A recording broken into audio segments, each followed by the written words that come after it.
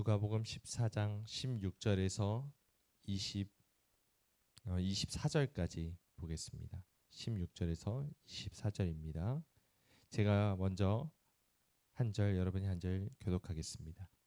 이르시되 어떤 사람이 큰 잔치를 베풀고 많은 사람을 청하였더니 잔치할 시각에 그 청하였던 자들에게 종을 보내어 이르되 오소서 모든 것이 준비되었나이다 하매 다 일치하게 사양하여 한 사람은 이르되 나는 밭을 샀음에 아무래도 나가 보아야 하겠으니 청컨대 나를 양해하도록 하라 하고 또 한 사람은 이르되 나는 소 5겨레를 샀음에 시험하러 가니 청컨대 나를 양해하도록 하라 하고 또 한 사람은 이르되 나는 장가 들었으니 그러므로 가지 못하겠노라 하는지라.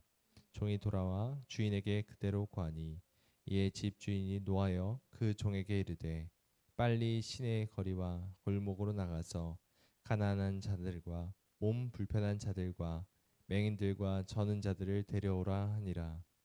종이 이르되 주인이여 명하신 대로 하였으되 아직도 자리가 있나이다.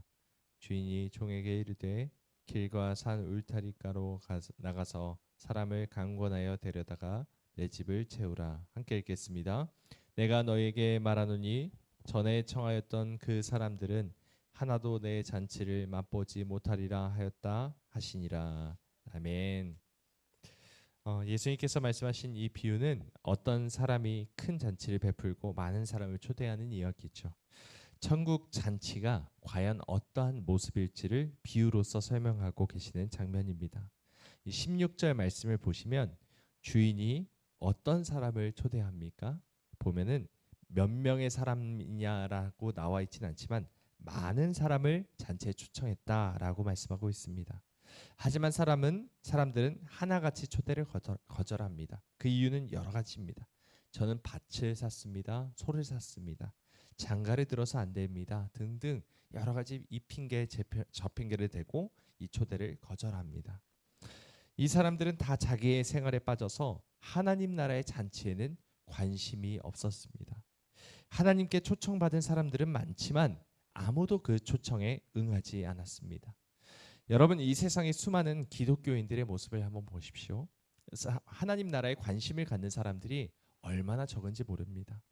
눈에 보이는 세상 나라에는 그토록 관심을 갖는데 눈에 보이지 않는 하나님의 나라는 안중에도 없습니다. 하나님께 예배하고 기도하는 주된 이유도 내가 잘 먹고 잘 사는 것 때문인 경우가 얼마나 많은지 모릅니다. 마치 다른 종교인들과 마찬가지로 비나이다 하면서 내 생활의 필요나 아니면 여러 가지 삶의 문제를 해결하려 할 뿐인 경우가 얼마나 많은지 모릅니다. 여러분, 마태복음 13장 14절 15절은 이렇게 말씀합니다.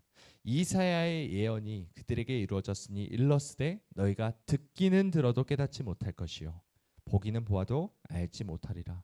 이 백성들의 마음이 완악하여져서 그 귀는 듣기에 둔하고 눈은 감았으니 이는 눈으로 보고 귀로 듣고 마음으로 깨달아 돌이켜 내게 고침을 받을까 두려워함이라 하였느니라. 아멘. 여러분, 이것이 혹시 우리의 모습은 아닐까 염려하는 마음이 있길 원합니다. 내 눈이 가리워지고 귀가 어두워져서 하나님의 말씀을 듣고 보고 있음에도 불구하고 깨닫지 못한다면, 그리고 그저 이 땅에서의 내 삶에만 관심을 갖고 있다면 그것이 곧 초청을 거절하던 사람들의 모습과 별반 다를 바가 없다라는 것을 명심하기 원합니다. 많은 사람들이 초청을 받았지만 대부분의 사람들이 초청을 거절했다는 이 사실을 생각하면서 혹시 내가 이 대부분의 사람들 가운데 있지는 않은지 날마다 두려운 마음으로 나 자신을 돌아봐야 합니다. 과연 우리의 시선은 하나님의 나라를 주목하고 있습니까? 하나님의 나라가 어떤 곳인지, 하나님의 나라가 얼마나 아름다운 곳인지를 날마다 기대하고 소망하며 우리에게 주실 그 나라는 과연 어떤 곳일까? 이것을 날마다 생각하고 묵상하고 있습니까?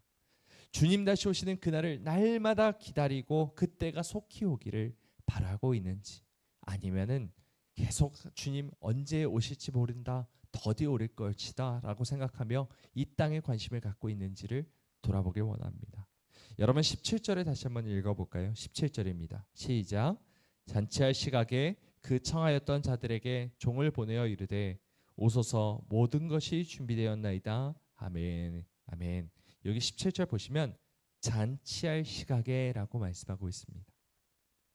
여러분, 잔치가 시작되는 때가 분명히 있습니다.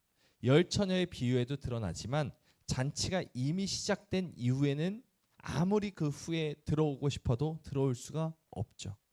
초청받았을 때 오라 하시는 그때에 그 즉시 초청에 응해서 잔치 자리에 들어가야 한다는 것입니다. 하나님의 은혜는 언제나 준비되어 있지만 우리가 응답할 수 있는 기회는 영원한 것이 아닙니다. 하나님은 지금도 말씀을 통해 우리에게 오라라고 말씀하시며 그 은혜의 자리로 부르고 계십니다. 고린도후서 6장 2절은 이렇게 말씀합니다. 보라, 지금은 은혜 받을 만한 때요. 보라, 지금은 구원의 날이로다. 이렇게 말씀하죠. 여러분, 다음은 없습니다. 다음은 늦습니다. 지금 당장 하나님의 초청에 응답하는 우리 모두가 되길 소망합니다. 여러분, 하나님께서는 기회를 여러 번 주십니다. 하지만 날마다 있지는 않습니다. 언젠간 때가 있습니다. 하나님은 오래 참으시는 분이시지만 그 참음의 끝이 있다라는 것이죠. 우리가 계속해서 주님의 말씀에 순종하지 않고 다음으로 미루고 또 미루며 하나님이 이따가요, 오늘은 안 되겠습니다 라고 말한다면 하나님께서도 언젠간 나를 내버려 두시고 24절의 말씀처럼 전에 청하였던 그 사람들은 하나도 내 잔치를 맛보지 못하리라 하는 말을 우리가 들을 수도 있다는 것이죠. 사랑하는 여러분, 우리의 눈이 열리고 이 땅에 고정되어 있던 나의 시선이 이제는 하나님의 나라로 고정되길 소망합니다. 세상 사는 것에만 관심을 기울인 채 세상의 염려로 가득한 우리의 마음이 이제는 변화되길 소망합니다. 하나님의 나라의 잔치 때가 왔음을, 곧 다가옴을 기억하며 하나님의 은혜의 초청에 응답하는 우리 모두